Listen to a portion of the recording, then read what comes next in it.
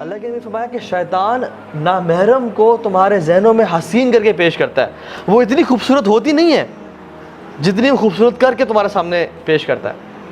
حتیٰ کہ انسان فینٹیسائز کر رہا ہوتا ہے کہ یار سبحان اللہ کیا بہترین نیچر ہے اس کی, کیا خوبصورت ہے یہ, کیا اچھی عورت ہے یہ, اتنی ہوتی نہیں ہے. تو شیطان اس کے بارے میں وہ کر رہا ہوتا ہے, حتیٰ کہ آپ کے دل میں اس کے لیے پیار محبت ڈیولپ ہو جاتا ہے, and you die to meet her. اور جب آپ میٹنگ کرنے جاتے ہیں تو آپ کو ہی نہیں کہتے تم نے تو یہ چیز ذہن میں نہیں ہوتی کہ تم نے اس کے ساتھ برا گناہ کرنا ہے, بس ہوتا ہے کہ will just meet, I just see her, I maybe propose her اور سم تھنگ. لیکن واٹ ہیپنز از ہمارے پاس کاؤنسلنگ میں لڑکے آتے ہیں اور کہتے ہیں کہ ہاں بھائی ہمارا ارادہ بھی نہیں تھا لیکن حالات ایسے بنتے چلے گئے کہ ہم سے یہ گناہ ہو گیا, اور اب کیا کریں, کیا اللہ معاف کرے گا؟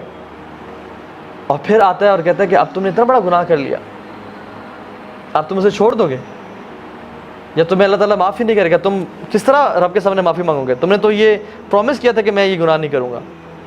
تو اللہ سے بھی نا امید کرتا ہے. آدم علیہ السلام سے اس نے یہ گناہ کروایا نا, لیکن توبہ کروانا, کیونکہ فرسٹ ایکسپیرینس تھا اس کا آدم کے ساتھ علیہ السلام, توبہ کروانا جو ہے نا اسے نا امید نہیں کر سکا. آدم علیہ السلام نے کیا کیا؟ ربنا ظلمنا انفسنا وان لم تغفر لنا وترحمنا لنکونن من الخاسرین. تو اس نے ارادہ کیا کہ آج کے بعد میں ان کو گناہ بھی کرواؤں گا اور کہوں گا کہ تم اس منہ سے توبہ کرو گے.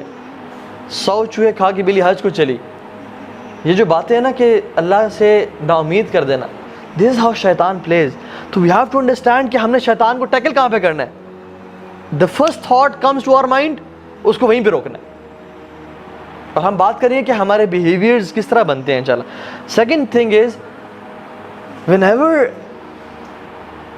You do some wrong action, whenever you sin, حدیث میں آتا ہے کہ ایک ڈاٹ کالا دبا دل پہ لگ جاتا ہے, پھر ایک اور گناہ کرتا ہے دوسرا دبا, تیسرا گناہ کرتا ہے ایک اور دبا, اور وہ لگتے لگتے لگتے حتیٰ کہ انسان کا سارا دل کالا ہو جاتا ہے اور اس کو پھر کچھ سمجھ نہیں آتی. پھر وہ قرآن پڑھتا ہے اس کو رونا نہیں آتا, پھر وہ نماز میں کھڑا ہوتا ہے اس کو فوکس ڈیولپ نہیں ہوتا, پھر وہ لیکچر سنتا ہے لوگ رو رہے ہوتے ہیں اس کو رونا نہیں آتا. وہ کہتا ہے یار مجھے کیا مسئلہ ہے, مجھے اثر نہیں کر رہی چیزیں. اس کی وجہ یہ ہے کہ کچھ گناہوں نے اس کو جکڑا ہوا ہے. یہ بندہ ایسا ہے جیسے امیجن کریں اس کے گرد نا لوہے کی چینز لپٹی ہوئی ہیں جو کہ اس کو مسجد جانے نہیں دیتی. چاہتا تو ہے لیکن کوئی یہ چیزیں روک کے رکھتی ہیں, اور یہ کیا ہے, یہ گناہ ہے انسان کے.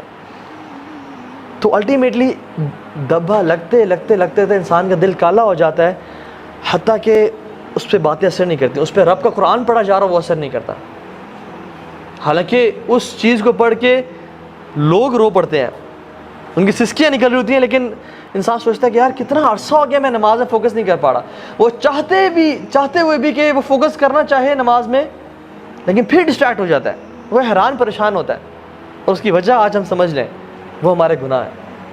اگر ہم اپنے گناہ چھوڑ دیں اور توبہ کر لیں اللہ تعالیٰ سچی, تو ہم دیکھیں گے کہ ہمارا دل عبادات میں لگنا شروع ہو جائے گا. وہ کہتے ہیں نا کہ منی بگیٹس منی, پیسے سے زیادہ پیسہ آتا ہے, اسی طرح سے گناہوں سے زیادہ گناہ آتے ہیں. جتنا انسان گناہ کرتا جا رہا ہو اتنے مزید گناہ آتے جاتے ہیں, اور جتنا انسان نیکیاں کرتا جائے اتنی نیکیوں کی توفیق مزید ملتی جاتی ہے. تو یہ جان لیں کہ شیطان کو آپ اپنے اوپر پاور دے رہے ہیں ایوری ٹائم یو اوبے ہم. اسپیشلی ہمارے ساتھ تو قرین بھی ہمارا ایک جن جس کو اللہ تعالیٰ نے ہر انسان سے پیدا کیا ہے. عبداللہ بن مسعود رحمہ اللہ رضی اللہ تعالیٰ عنہ, ان کے پاس ان کا قرین حاضر ہو گیا. قرین از اے جن, جن کو نہیں پتا ہم کس طرح کے بارے میں بات کریں گے. حاضر ہو گیا, and he was so week and make, بہت کمزور. تو عبداللہ بن مسعود رضی اللہ تعالیٰ نے کہا کہ تمہیں کیا ہو گیا, ہو آر یو؟ کہتا ہے میں تمہارا قارئین ہوں. تو انہوں نے پوچھا کہ تم اتنے کمزور کیوں ہو گئے ہو؟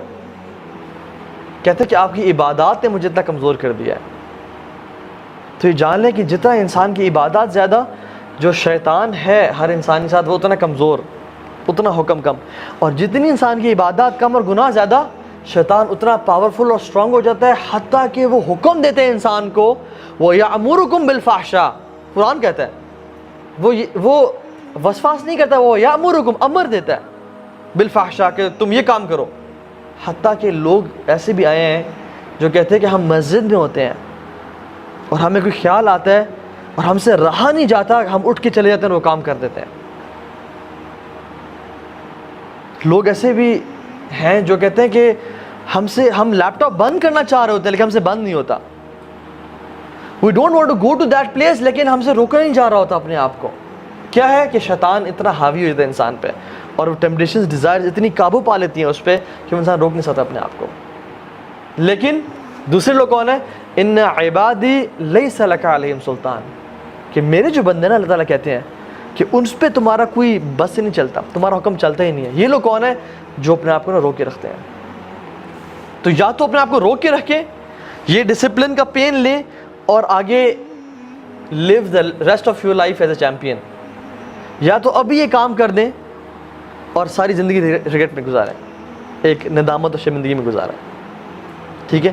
اور یہ جو لیکچر ہے نا, سب سے پہلے میں نے سوچا کہ مجھے اس چیز کی نصیحت ہے, تو یہ جو بات میں کر رہا ہوں سب سے پہلے یہ مجھے اس کی ضرورت ہے, یہ میرے لیے اپنے لیے ہے.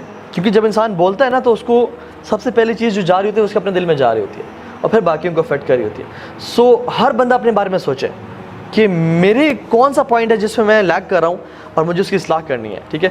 اسی طرح سے اللہ سبحانہ تعالیٰ نے جو آیت ذکر کی نا قرآن میں کہ وَلَا تَقْرَبُوا الزِّنَا إِنَّهُ كَانَ فَاحِشَةً وَسَاءَ سَبِيلًا, اس کے بعد اللہ تعالیٰ فرماتے ہیں وَلَا تَقْتُلُوا النَّفْسَ الَّتِي إِلَّا بِالْحَقِّ, کسی نفس کو آپ نے قتل نہیں کرنا, نہ حق قتل نہیں کرنا. آپ اس کی سینسٹیوٹی کو سمجھیں اس گناہ کی, کہ اللہ تعالیٰ نے اس ایڈلٹری فورنیکیشن کو پہلے ذکر کیا اور قتل کو بعد میں ذکر کیا. پرائورٹی دیکھیں کہ کیسے پہلے اس کا ذکر کیا اور پھر قتل کا ذکر کیا. قتل بھی نہیں کرنا, کیونکہ قتل فزیکل مرڈر ہے, لیکن جو زنا ہے یہ اسپریچول مرڈر ہے. انسان اپنے آپ کو مار رہا ہوتا ہے اسپریچولی, وہ دیکھنے میں تو زندہ ہے لیکن اندر سے مردہ ہے. اور وہ انسان چلو دیکھنے میں تو وہ مردہ ہے لیکن کیا پتا اس کی روح پاک اور صاف اور وہ جنتوں میں سیر کر رہا ہو. So spiritual murder is more dangerous than physical murder itself. کتنے ہی لوگ ہیں جو کہ چل پھر رہے ہیں لیکن اندر سے وہ مردہ ہیں. کیوں ایسا ہوتا ہے کہ جو یہ پاپ سٹار سنگرز ہم یہ دیکھتے ہیں آج کل, ایمی وائن ہاؤس کو دیکھ لیں, رابن ولیمز کو دیکھ لیں, سیلیبریٹیز, آسکر ونرز, بلینئرز, ٹریلینئرز, جن کے پاس پوری دنیا ہے, لوگ ان کو ٹچ کرنے کے لیے, ان کے ساتھ سیلفی لینے کے لیے مرتے ہیں اور چیختے چلاتے ہیں. یہ اپنے آپ کو اوور ڈوز آف الکوہول سے مار رہے ہیں, یہ اپنے آپ کو سوسائڈ کر کے مار رہے ہیں. ٹونی اسکاٹ کو دیکھ لیں آپ, کتنے ہی لوگ ہیں. کیوں؟ کرٹ کوبین کو دیکھ لیں آپ, کیونکہ ان کا جو اندر ہے نا یہ مر چکا ہوتا ہے, ان کو زندگی کا مقصد سمجھ نہیں آ رہا ہوتا. They are living beings, they are everything. ساری زندگی انہوں نے باڈی کو فیڈ کیا لیکن سول کو کبھی غذا دی نہیں, اس لیے وہ تڑپ تڑپ کے نا مر جاتی ہے. اور جب اندر سے انسان مر چکا ہو پھر اس کی لائف جتنی بھی امیزنگ ہو نا, جتنا مرضی پیسہ اور وہ گولڈ پلیٹڈ واش رومز میں کموڈ سے بیٹھ رہا ہو یا اس کی گاڑی گولڈ پلیٹڈ ہو, اس کو زندگی میں مزہ نہیں آتا.